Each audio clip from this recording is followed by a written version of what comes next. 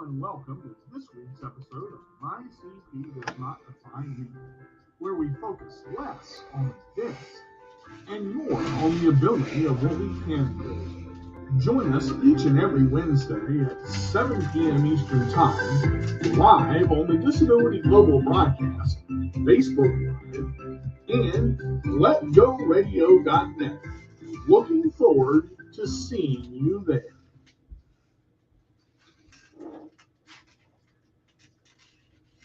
What's up, everybody? It's D to the J with a roll away, and I am sorry for my tardiness, but we had a couple of last minute changes in the show. My guest couldn't make it. I had to reschedule, so we had to do that. And I had to pull one of my backup topics, which I was ready for. Took me a little bit to get started. I do apologize, but thank y'all for sticking with me for show 120 of My CP does not define me. Today's date is June 28th, and it's 7:36 in the evening, and we are live on Facebook, StreamYard, Let Go Radio, and the Disability Global Broadcast. So we want to thank everybody for tuning in. And today's show is Bend But Don't Break. Stand your ground when you need to, okay? Now, there's a couple of ways to go about this show. I had this in one of my files, and I pulled it out today. Life is, as I've said, multiple times throughout, every show I've ever done, life is never straight and narrow. It's always, it has curves, it has bumps, it has, things you don't expect, left, right, up, down. You don't know what you're going to do. I came in today, the dog was excited to see me, and she decided to jump up, hit my controller, and ram my rib into the desk. So luckily, it wasn't the rib that I cracked. It was the other rib. So now I have two sore ribs to contend with instead of one. But as I said, life happens. Stuff happens. It throws you curveballs. You can either roll with it, go with the punches, or you can, have a knee-jerk reaction and get mad. She didn't mean to do it. We had been gone all day. We got back in. She was excited. So, once I was okay and the dog realized I was okay, I petted her and everything, took her outside, and she realized everything was fine. When she did it, she kind of freaked out because she realized that I was hurting, and she didn't know what to do because she's a dog that is a service dog that recognizes chronic pain. So I went into an immediate, like fetal position almost when this happened, and the dog reacted because, but she was scared because she was the cause of the pain, and that's where she was a little bit scared. And sometimes you just got to go with it and be like, all right, it's okay. You didn't mean to do it. I'm not in that much pain. Give me a minute. I'll be okay. And she realized I was fine and, realized I could go on. But it took me a little bit of time. I had to set the show up.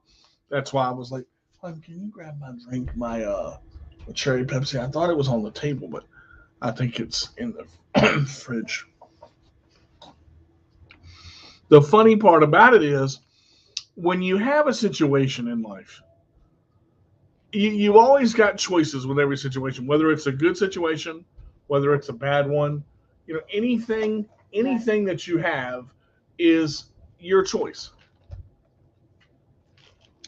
You can react how you want to react in that time, but think about what are you going to get out of it? Now, when you stub your toe or hit your rib or fall on your face, your first reaction is, oh my God, that really hurt. What am I going to do now? And you got to take a minute to get your bearings together. I'm talking about outside of that. Plans change. And me, I'm a person, I don't like change. When I make plans, I like to stick to them. But I had to learn very early in starting a talk show and in doing any kind of show at all, hey, Tony, that people and plans change at the drop of a hat. If a guest says they can make it by a certain time, up until that time frame, you are thinking that that guest is going to be there. But sometimes things happen. People get tired. People have problems. People's cars break down. There are things that you can't help or control. So you have to bend, but don't break. And you have to, and being flexible, I don't mean let it happen all the time. If you got the same person that tells you they're going to be there at 7:30 and you're going to, you start class at 7:30 and they're there at 8 o'clock going, I got caught in traffic, and they're going to get caught in traffic, that's a flexible thing. But if they're showing up 9, 10 o'clock and out, man, I don't know what happened. I forgot my lunch. I forgot my uniform. I forgot my shoes. I didn't tie my belt. There's a difference there. You have to stand your ground when you have to stand your ground when needed, and you have to bend, but don't break. Because what you don't want to lose your clientele, but in the same situation, you want to be the type of person that's understandable enough to let people realize, hey, it's no problem. I realize something happened. We can reschedule, no big deal. Now, my karate student, Tony, is a perfect example. Um, with his transportation in Kansas City, we normally train for martial arts on Tuesdays and Thursdays. Well, sometimes his ride or his transportation doesn't pick him up until a later time, and a couple of times we've had to swing a couple of Mondays in there. We've had to swing a couple Saturdays in there. Sometimes you're sick. Sometimes you don't feel like it. Sometimes you just don't have the energy. That type of thing happens. But what you don't want is a constant changer. So you have to be have good communication and let the person know, listen, I'll change it this time. I'll change it this time, but I'm not going to change it again. And that's kind of where you are.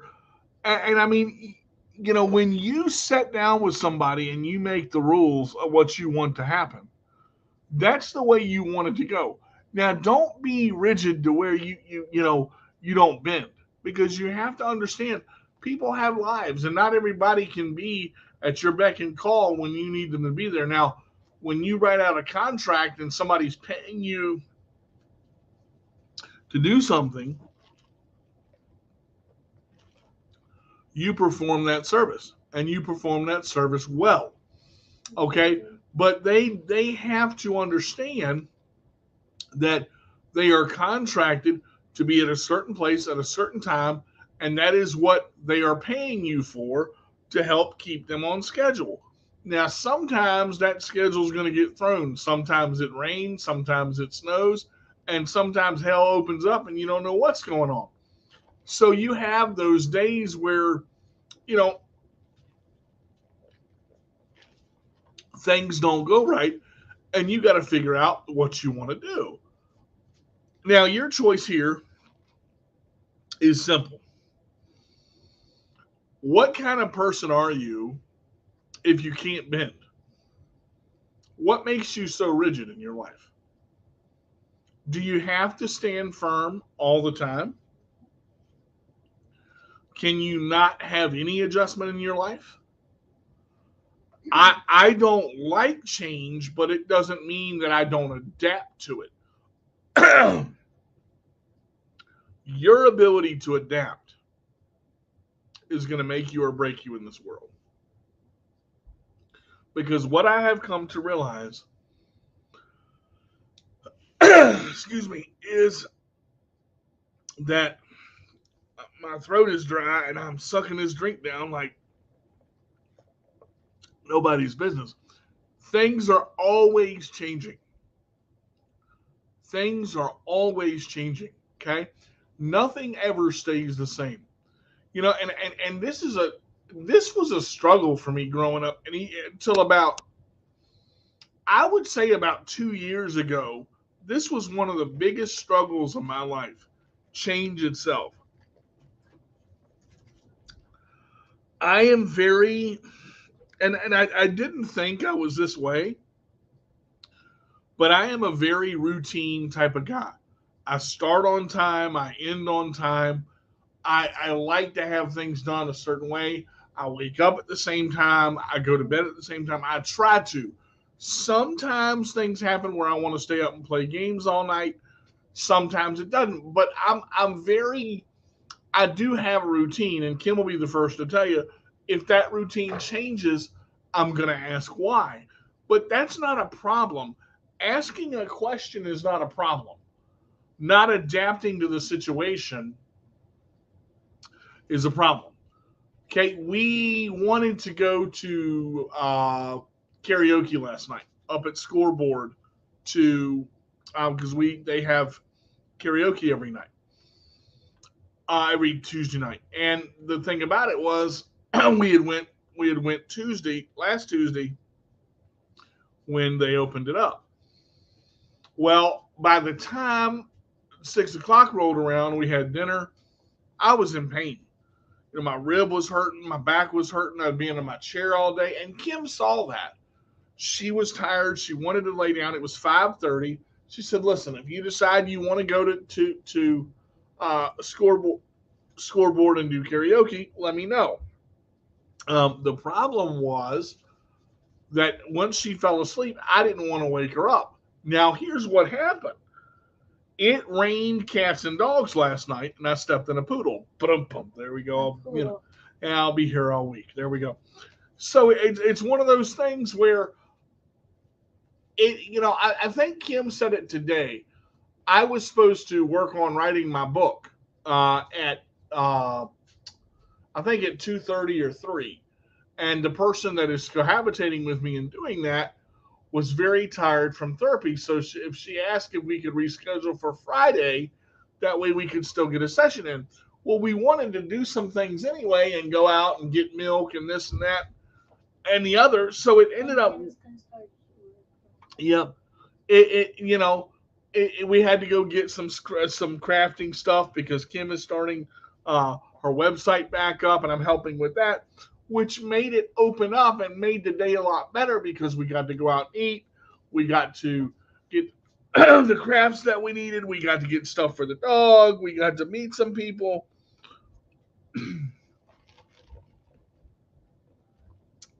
I got a dry throat and it won't go away. I'm trying. It really is one of those things that I can't. Sometimes you cannot figure it out. Sometimes you can't. Pass me a butterscotch, please. You can't get away from what do I do now. You kind of have to go with the flow when there is a situation where things don't work out. It's not that it's a bad thing. It's just it's a change, and you've got to be able to roll with the punches sometimes. Hey, Thomas, how are you? You got to be able to roll with the punches sometimes, and you got to be able to adjust to the pace that you pick. And in that, you can get angry. You can say, life is not going the way I wanted to go. Whammy, whammy, whammy. Or you can adapt. Now, the problem with adapting is some people adapt all the time. It's like a boxer in a boxing ring. Boxer throws out a jab, pop, pop, pop, pop, pop. You don't adapt to that jab, you get popped in the face. You start adapting to the jab, then he throws the hook. Then he twists around and does a body shot. Things are always changing. But I don't want things to be a rapid change. That's why I have a schedule. That's why I have a planner. That's why I plan things out. And I give people options. What time can you do this? Can we try it for this day? Does this time or this time work better for you? I try to be there for people because I know people have busy schedules. And no matter how hard you try, life comes up. Now, here's the funny thing about life. I started my show today at 7:35, and I was supposed to start at 7. I get in the door and I go, "Oh my God, my show!" And Kim looks at me and goes, "Oh my God, baby, I'm so sorry. I didn't even think about it. What about, Kayla? We're supposed to have Kayla on today." And I rush to the computer, I turn the screen on, and Kayla says, "I need to reschedule." So it worked out better that she rescheduled anyway because of what happened. Now, that doesn't mean that I wasn't ready for her today. I was. Time just got away from me, and that's the way it runs.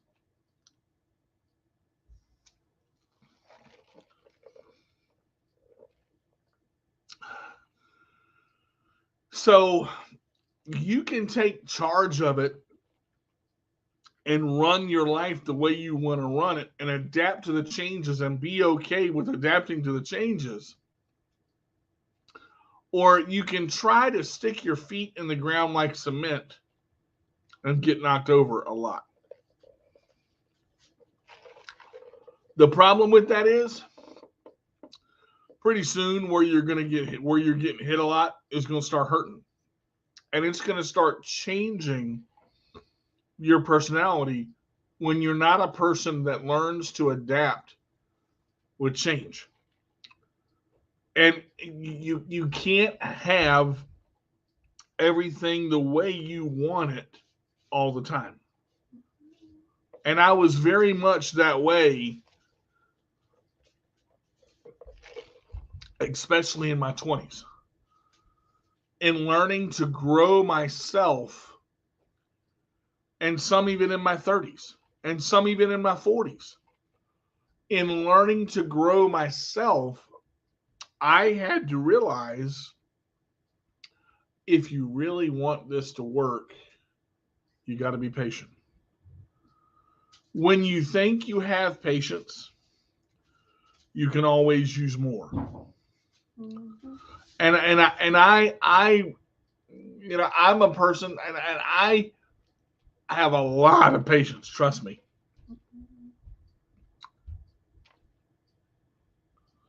Some people may think differently of that. Some people may think he don't have any patience at all. I do. But that doesn't mean that I can't use more.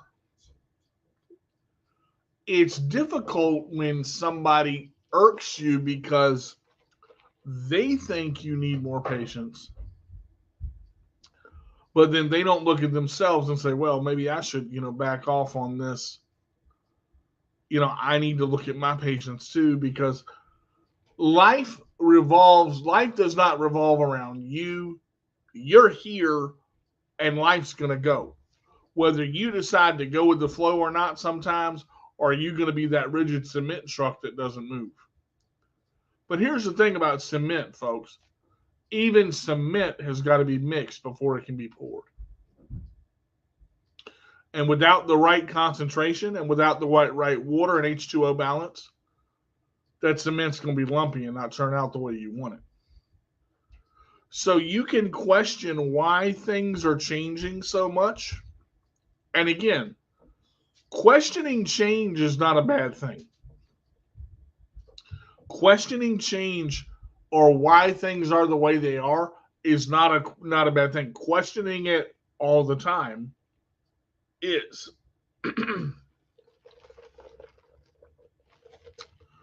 Tony said this.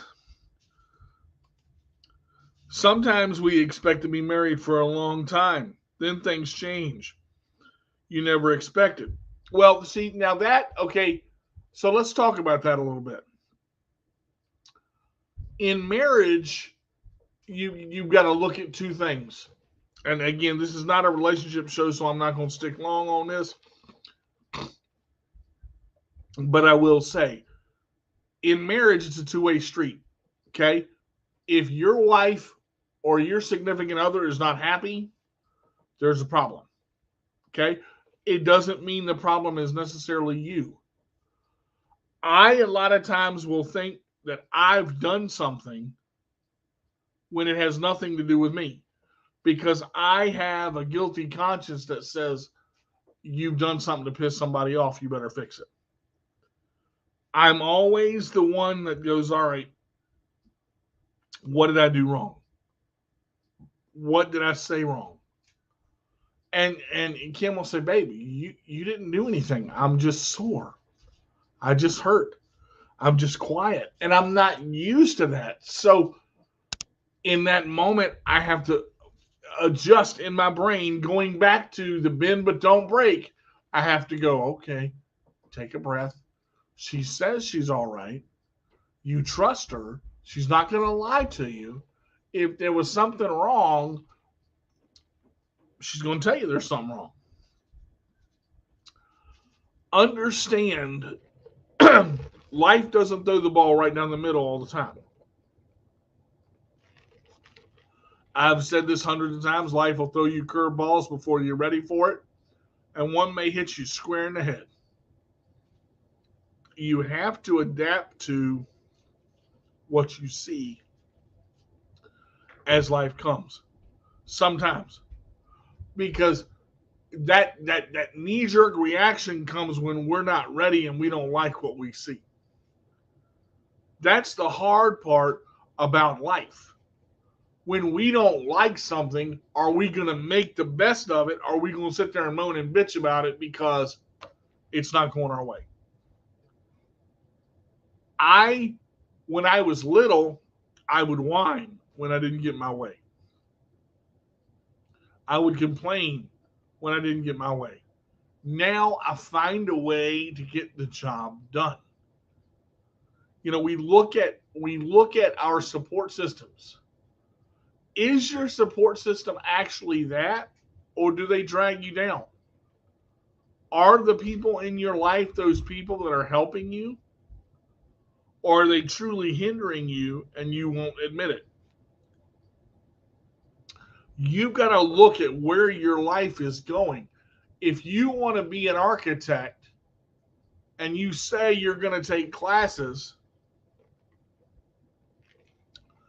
and 2 years later you're still saying I'm going to be an architect and take classes, and you haven't done anything, what's going to make you move? Is that the right career for you? Do you like to draw? Do you like to use computer design to draw? Are you good in mathematics? Do you understand angles?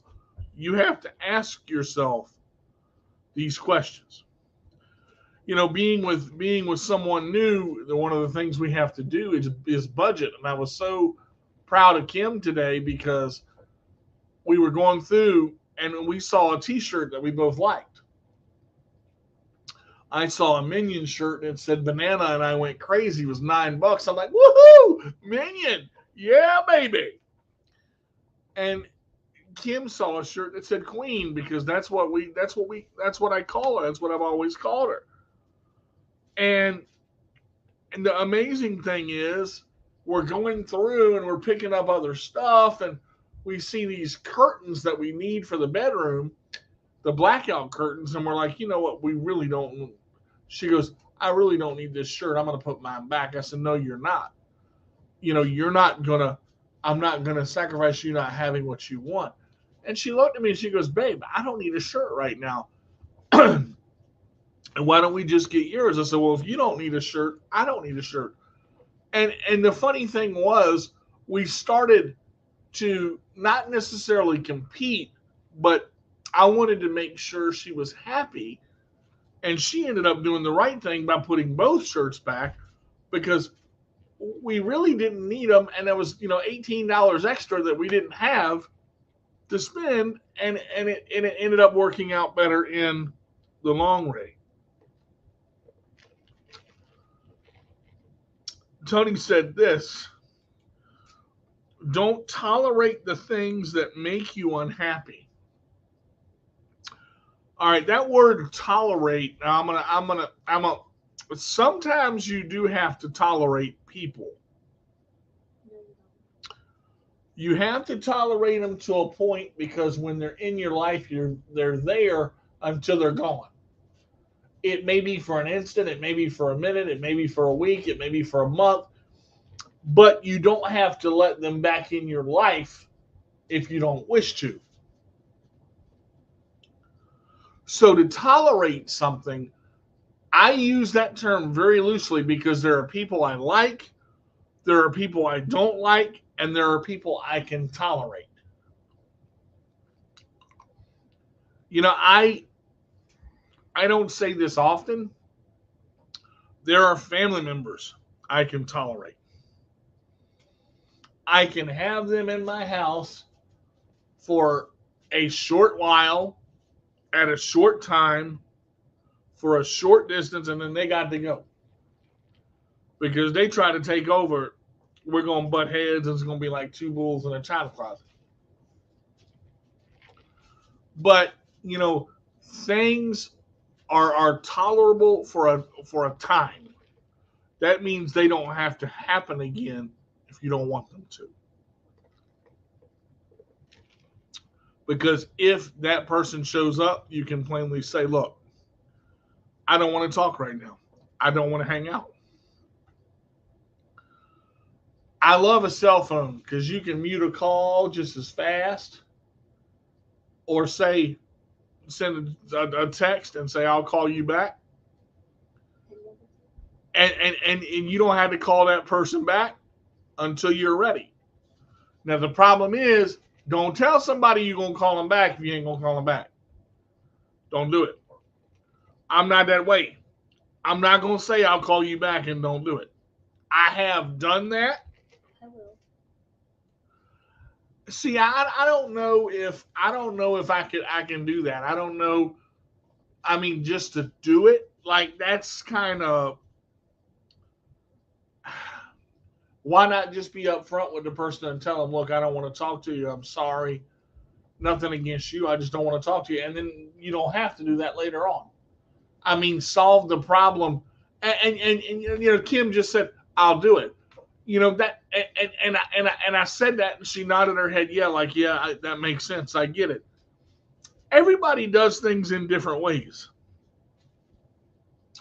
It's not necessarily that it's right or wrong. It's not necessarily that you're doing it a wrong way. People have different levels of how they handle things. I don't tolerate stupid. You know, I've heard, I don't tolerate stupid. I've heard that phrase 100 times, but and I want to define stupid, okay?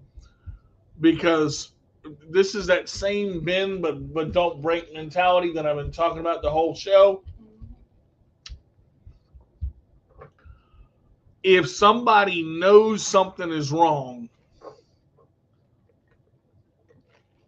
and they do it deliberately just to piss a person off or just to get a reaction out of them, that to me is stupidity. Spending money when you know you don't have it, that's not necessarily stupidity. That's trying to stretch a dollar too far. Now, that can develop into stupidity if you bring yourself in the negative and keep yourself in the negative and don't change it. People got $500 negative on their credit card and they're not gonna pay it. Don't keep using it. It's gonna cut off. You're not gonna be able to do it. I mean, that's stupid. You know, knowing a dog's got to go to the bathroom and not taking them out because you're too lazy to do it, they're going to poop on the floor and you get mad at them. That's stupid. You know the dog's got to go out, take them out. You know, and stupidity to me is not a hard thing to understand because it's everywhere. There are people that will say things on the street. We were on our way to Waffle House to get something to eat. Um, a couple weeks ago. Actually, day after Kim got here, I took her to Waffle House for breakfast. And there was a lady sitting in a car, and she's yelling out the front of the car, "You stupid this, F you, you stupid lion. You're not in the chair. You're using the chair just to get around. I'm going to run both of you over, blah, blah, blah, blah, blah, blah, blah." And I just keep right on going. Because I'm not going to take the time to acknowledge that type of stupidity. Had that been me in my 20s, I would have turned around, yelled at her, called her a bunch of names, thrown something at her car, made her get out of the car. I'll be honest. Some people should not carry weapons. And that's why. You do a knee-jerk reaction on a weapon, you can't take it back. Words hurt. They do, and they are powerful, and they can hurt you. But she ain't doing nothing to me but running her mouth. And I told Kim the same thing. I said, you know what? That's the reason I don't carry. Because I don't want to pull when I don't have to and do something when I don't have to. I'd rather just take a taser and tase the crap out of her and let her sit in her own pee for a little while and see how she feels. Now, that's a stupid reaction, really, but it's the honest truth. Hey, Charles, how are you? My mom does that all the time. She acts dumb just to piss me off. You know, and people, I see that a lot. You know, they do something just to see somebody get angry or just to get a rise out of them because they know it does. And my brother used to say, just ignore them. That, to me, is the hardest thing to do on the face of this earth because they're there. I can't ignore what's there unless I'm talking in a funny voice going, "You want some candy?" I can't turn it off. I can't, because you got somebody going, "Oh my God, that voice creeps me out." And I'm going, "I know. That's why I do it." And it's like, and they feed into it and they get creepier. They're, "Want to come over and see my Halloween pumpkin?" God, no, you know, I really don't. And you get to that point where you're just like, if he says another thing, I'm going to hey, how are you? I'm going to, you know, fall over. It's just, but you have to determine the level of stupidity that you can handle. Again, bend, but don't break. See, Charles, you have to be careful because being a boxer, I don't know in Canada if you have to register your hands as lethal weapons, but I know in the United States you do. Especially if you're a pro, you have to be very careful how you handle a situation because if something slips and you break a jaw, that self-defense is one thing, but Your Honor, I'm not sure how his bicuspid got over there on Main Street. I'm not really, I don't know. It's one of those things. Everything that you do in this life, you have to account for, and that right there is scary. Everything that happens to you in this life, every decision that you make, every word that comes out of your mouth, every thought that comes out of your brain, and every action that you take, you have to account for. I will forever see my friend that had epilepsy laying in a hospital bed, swollen, and me not going to his funeral. I couldn't do it. I will never forgive myself for that because I never got a chance to say goodbye to him in that moment. Slide over a little bit. In that moment where it becomes this thought of what did I do wrong? And again, this is something that I carry. I and it's not my fault, but it is because I could have went. And I didn't go out of fear because I don't know if I could have seen him laying in that coffin. I don't know if I would have had the strength to see that. I've been to far too many funerals in my life. But somebody will tell me, dying is just a part of life. And that is true. Dying is a part of life. I get that. But seeing someone in a state that you've never seen them in before is a total shock to the system. Mm-hmm. So, can you see that total shock to the system? Oh yeah, I would be in huge if I knock somebody out. Even up here in Canada, yeah, the law there's laws up here for that. So again, maintaining your temper and even though you want to knock the ever loving bejesus out of somebody,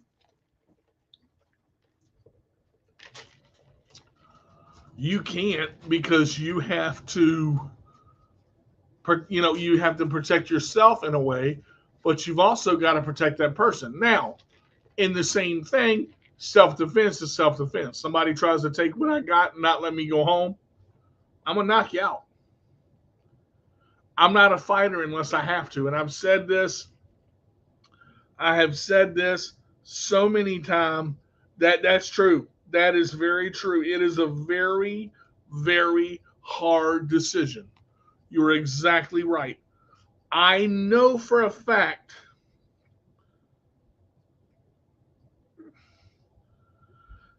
I mean,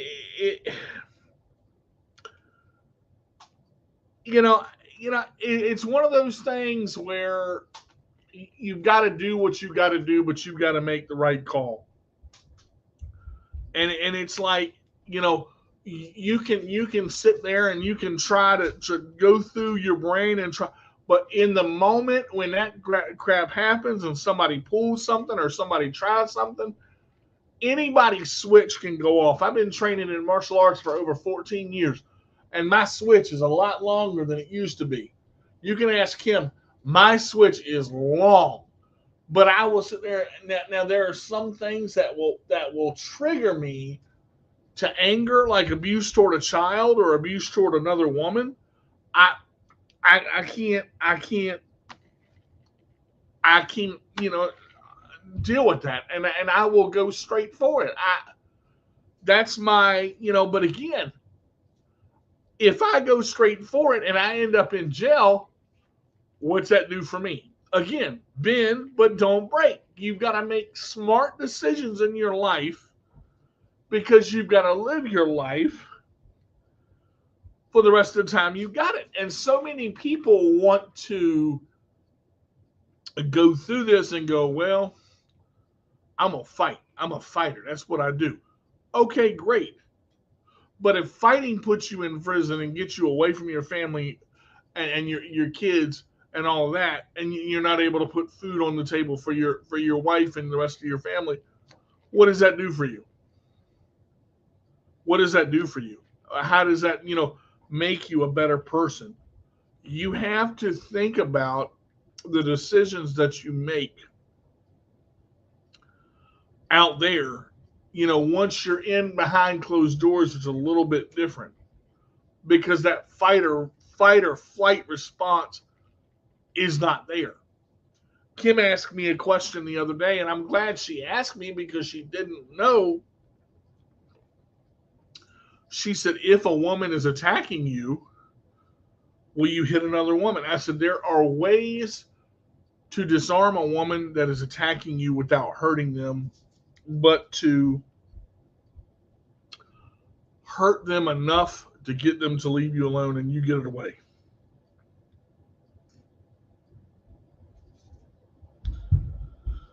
You know, I literally, I'm not one to fight the opposite sex because I can't. I'm not a. I will not put my hands on a woman like that. The first time I had to fight or spar a woman in martial arts, I was like, oh God, what do I do? Oh God, all I see is girly parts. Oh Lord, you know, I can't. You know, and it's like, you know, and people thought I was being funny, but I told my instructor, and he said something to me. He said, if you are being attacked by a woman and she got a crowbar and she's busting you in the head with a crowbar, what are you going to do? I said, disarm the crowbar. And he looked at me and he said, you need to be careful because you're too kind-hearted. Because there are a lot of women in the world that will take advantage of that. And when women fight, I don't know if you've seen two women fight. When they're in it, no, don't get in between that, Jack, because you will lose an ear. There are women that will go off. I mean, they will pull off clothes, hair, skin, nails, jewelry. A bend but don't break. I ain't lying. I'm staying over here. I'm not going to ref that. I'm not going to drop a rag in the middle of it. Nothing. Them women going to fight till they done. We had, and I've seen some, even as students in high school, and it sickens me to this day that a woman can get up in a man's face and get all mad and do all. No. I can defend myself without hitting you. I didn't say I wasn't going to hurt you. But I'm not going to hit you. Yeah, right. I take the crowbar. I'm going to take the crowbar away. Can't do that, Kim. I can't. You might be able to, but I can't. In the art of war, it's better to be a warrior in a garden than be a gardener. Sorry, I messed up that saying. You know, but I get where you're coming from in the same sense because you have to. Clifton Whitaker is probably one of the best martial artists I know. And he for nearly over 70 years, he has been in, I believe, 5 or 6 different disciplines. And he told me something. He said, when you learn to be a true martial artist, you will realize the meaning of train so you don't have to fight. And as I grew to understand pressure points, as I grew to understand strikes and blocks, as I grew to understand you don't have to throw a punch to make a punch happen, I was working with Kim on knife defense yesterday. We got a chance to work on that a little bit. She got a chance to come at me with some techniques and see what it was like to be disarmed. She got a chance to put me in a couple of chokeholds to see how I get out of them. She got a chance to learn some of the things that hands-on you're going to learn different than being 6 hours away and seeing it on video.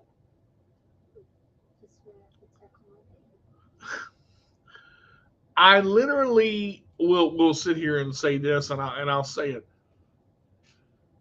You have to be careful with the bend but don't break rule because some people will take that to the farthest advantage they can take it.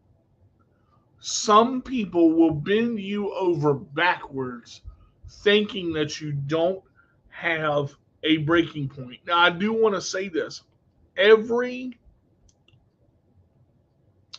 individual has a breaking point. Exactly. Every female, every male, every I don't care what religion you are. I don't care what your ethnicity is. I don't care whether you're gay, bisexual, trans, whatever you are, LGBTQ, whatever.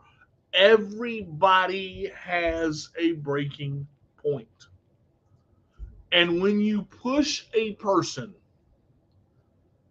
past their breaking point, you have to be ready for what's going to come. Because remember, you are the one that pushed them past it. There was a saying that said, show me a man that resorts to violence, and I'll show you a man that's run out of good ideas. And I look at that, and that's the saying right there, Charles. You did get that one right. It's better to be a warrior in the garden than a gardener in the war. And it's true, but that strength applies in life, not just in war, and not just at peace. And I think that's where it's harder to realize what to do, because some people will push you to your edge and want to see you break just to get you to the breaking point to say that they did it. But I want to bring something up.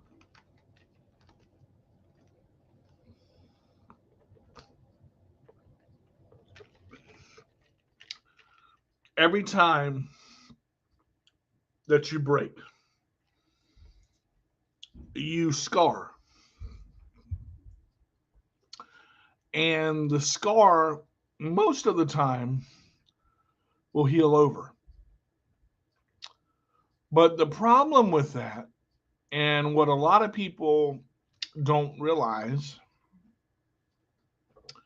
is that the scar tissue can be very irritating. And scar tissue in the brain can cause dementia, an aneurysm, a hemorrhage, tearing of the brain lining. And all of these things happen because of a little bit of scar tissue that's been healed over and healed over and healed over and healed over, and it hardens. And you think that that person is impenetrable because they put up a wall. A lot of people put up walls in a bend but don't break scenario because they think you're not going to get to the truth behind that wall. See, every wall has a truth. Every thought has a truth. Every story has a truth. But see, there are two sides to every story. And when you only hear one side, and that one side sounds believable, and then you, before you've had a chance to hear the other side, you go in and you think, you start almost misjudging that person before they've had the chance to tell you their side. And that's common because people are influenced easily. Influenced very easily. That's okay, Cindy. You can watch the replay and check, check it out. That's fine. Hi, Cindy. I look at it and it bothers me when someone looks and says, that's not a big deal. You ever get something in your eye, a grain of sand, the wind blow a wrong way, and you get something in your eye, and it immediately stops you from exactly what you're doing. No matter how strong you are, you can't train your eyeballs. You can't lift weights with your eyeballs. You can't You can wear protective goggles, but the smallest thing can get in between them goggles. Sweat can run down in your eye, and it can burn you. It can make you stop. That smallest irritant can get down in your shoe. Ever get a rock down in your shoe when you're walking, and you try to step, and and it just all of a sudden, or you sit down in a spot too long and your leg fall asleep. You got to stop, and you got to wake that leg back up. It takes a minute for something like that to be cleared out. You get that eye irritant out of there. You got to rinse it with water. You got to take a wet paper towel. You got to do what you got to do. But that one small thing can stop you physically. If that one thing can stop you physically, what one thing do you think can stop you mentally? It's that small. It's not a big deal. Tough it up and deal with it. I I hate that, because saying something is not a big deal to someone else, you can't know, because you have to be in their shoes. You have to be in their style. You have to be in their frame of mind at the time that it happened. And when you look at that and you go, you'll never understand unless you walk a mile in that person's shoes. And then when you realize, even if you realize what that person's been through, that doesn't mean you understand it. You may relate to it. You may have some understanding because you've been through something similar, but you're not going through what they went through at the time they went through it. So, like I said, there's a difference between relate and fully understand. My mother has almost done that with me, my son in the room. But now as a father, I can break down, especially when my son is looking at me as a role model. And that's the truth right there. When children are involved, a broken promise to a child, and I'm gonna say this. Excuse me. I don't want to get emotional here. I really don't. But a broken promise to a child, they know. In the bend but don't break rule, don't break a promise to a child. Because the fact that they're 2 and 3, please don't let age difference fool you. Kids remember things. Kids know things. Kids understand things. They are precious in who they are and what they are. So when you tell a child something, honor that. Because when you honor that, you honor them and you also honor yourself. And I think in the bend but don't break rule, I think that is something now children, they will get on your every last nerve. I'm telling you. Children will push you. Children will make you see where your breaking point is. And you may be in the room right beside your breaking point. But remember, you are the adult and they are the child. And you may ask yourself, why in the HE double hockey sticks am I arguing with a 2-year-old and the 2-year-old is winning the argument? How does this happen? I am arguing with my 8-year-old and my 8-year-old is winning the argument. How does this happen? Remember this. Kids are smart. Except they pick up everything you say and everything that you do. Now, the funny part is you stub your toe on the door and your child is behind you. And you say, son of a, and they hear you, right?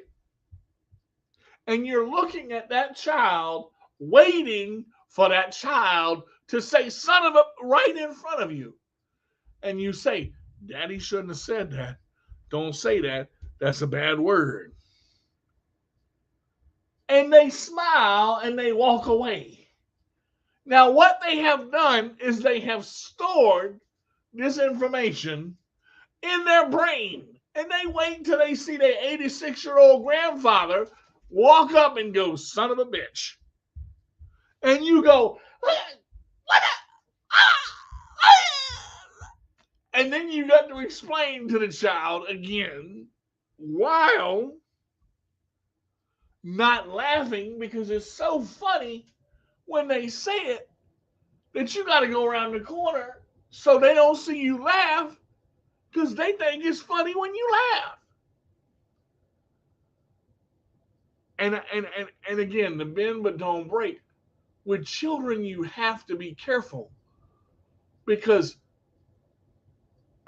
I understand, and don't take this the wrong way.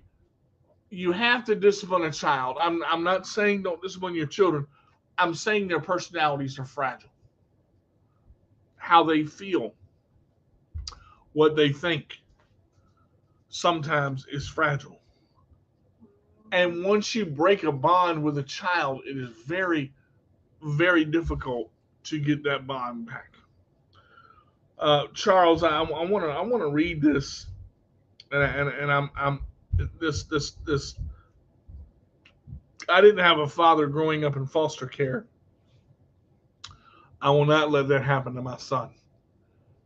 You know, I admire you for that. You know, you've been on my show before as a commenter, and you talk about your son numerous times, and he's very, very valuable. I love it.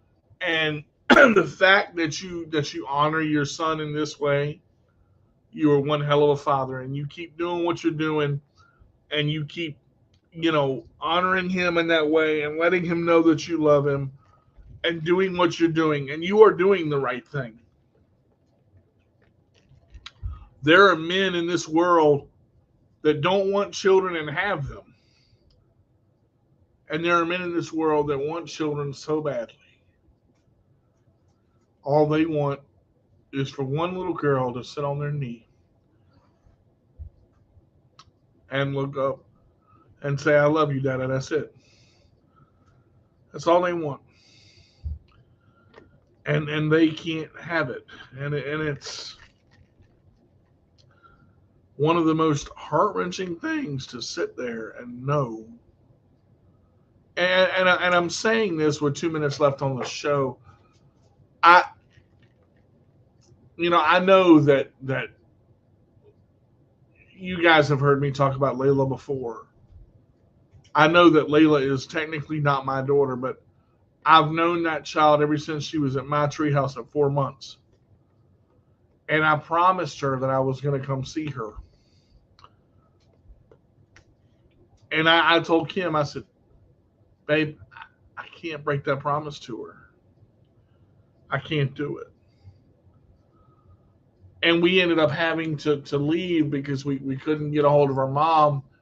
And they had something come up, and it was like I stuck a dagger in my own chest and twisted because I did not get to see Layla.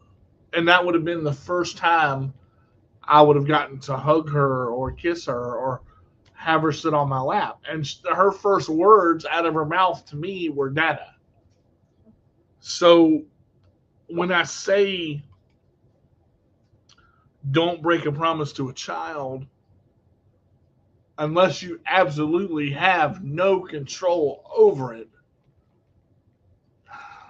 don't do it. Listen, guys, this whole bend but don't break thing, I know it's easier said than done. But go back and take a look at this video and try to, hey, Kristen, how are you? Try to take some of these ideas and try to apply them. I want to thank everybody that's been up here, new and old, all the commenters that have been up here. And I appreciate, guys, that you do this, and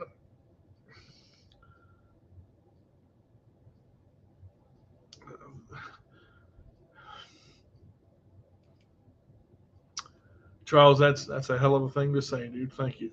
Sorry if you get emotional. A man to another man, you'd be an amazing dad. Thank you.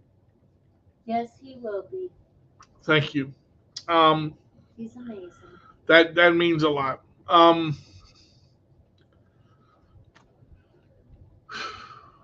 Try to apply some of these. Try to go through and try to watch some of this and try to apply some of these. If you guys want to be a guest on the show, um, I I would love to hear from you. Send me an email. My CP does not define me at yahoo.com. And just uh, shoot me a paragraph about yourself, your story, and send me a picture. Tell me about it. Let me set up an interview. I'm very flexible with timing and things like that. Um, I am very good. Glad you were able to join in. If you get a chance to go back and watch the replay of the show. Hey, Christina, how are you? Oh my gosh, I hope you're feeling better, sweetheart. But again, you guys that pop up here and comment and say all these things, I can't do these shows without you. Thank you so much for the support, and I haven't been able to do 120 shows without you guys. And I mean, it means a lot to have a platform like this to be able to do this. Um, so I wanted just to thank everybody, that has supported me, and that the new folks that are coming up, man, I've got some new people that have really been clicking in, and I know some people are joining on late, and I'm staying on a little bit because I've kind of hit a nerve a little bit with this child thing, and I know it's tough because you look at a child this way. Look at a child as a small adult Yeah. because they're smart and they're wonderful, amazing creatures that learn at an amazing absorption rate. And to hear those wonderful words and to say I'm sorry to a child, but I can't. When you've made that promise, that to me is the worst thing you can do, especially if you have the ability to do so. But again, I really appreciate all you guys coming up. I want to thank Winnie Wilson for the opportunity to do this every single week. Kelly's Choice Cares has sponsored me through all this. 120 shows. If you've never been to my YouTube channel before, go to My CP Does Not Define Me at YouTube. I'm right there, and it is. Please subscribe. Please subscribe. I've got all my shows in the My CP Does Not Define Me playlist. I've got other videos. I've got my poetry, DJ's thoughts. I've got some gaming playthroughs. So go and check it out. If you've got some time and you want to learn some things, I've got my cooking channel, my gaming channel. Worth the Wait Cooking with DJ Carter is my cooking channel. Chairmaster Games is my gaming channel. You can check out my CD. My Chair is available on all platforms: Amazon, Apple, Spotify, Pandora. Capital My, Chair, CHAIR, capital C. We're working on our second CD right now. Thank you, Charles. I all the support with the CD has been great. I just had to order 100 more. Where the CDs are selling like crazy, and we're getting ready to process the new one. So I'm working on my book, Breaking Through Boundaries with Cerebral Palsy. Um, Isabella Snyder is a person that's been helping me with that. She's the co-conspirator on that. So we do are the co-writer on that. So we do appreciate all your help there. And I'll let you know when that book comes out. I know a lot of people have been asking me about it. Um, but you can email me directly and talk to me. If I don't get to you right away, I've got a lot of backup emails that I have to answer. And please don't be offended for me saying this, but just because you email me doesn't mean you're going to be on the show. I've got to set up an interview first. All right. And the people that are new and have never been on the show before are going to get first crack before I send some of the older ones that have back on the show. Even if you are nonverbal, if you are nonverbal and you want me to write the questions out and send them to you ahead of time, I've got a nonverbal guest that's gonna. She was supposed to be on today, but we had to reschedule her for the 26th of July. Her name is Kayla, and she's fantastic. If you are nonverbal and you use a machine to speak and you want to type your questions in, I can send the questions to you ahead of time, and you can use your communication device. If you want to bring somebody on with you to help you interpret, please send me an email. Let me know your story. Let's get you on here, and let's do this thing. Don't let your disability stop you. You have a story to tell, make sure that it happens. Again, my CP does not define me at yahoo.com. If you can't be good, be bad, but be good at it. This is D to the J with a roll away, saying I will see you next Wednesday, and that will be July 5th, I believe it is. So we will cancel for now and end the broadcast. And as I always say, if you can't be good, be bad, but be good at it. This is D to the J with a roll away, saying we'll see you next week. Goodbye, everybody. All right, everybody. That's going to do it for this week's episode of My CP Does Not Define Me. As always, you can catch us every Wednesday at 7 p.m. Eastern Time, live on the Disability Global Broadcast, Facebook Live, and on www.letgoradio.net. Also, if you haven't already checked out our YouTube channel, My CP Does Not Define Me, where we post all of our show's episodes in our My CP playlist. As always, I'm your host, Steve the J with the roll away. You can't be good, be bad, but be good at it. We'll see you next week.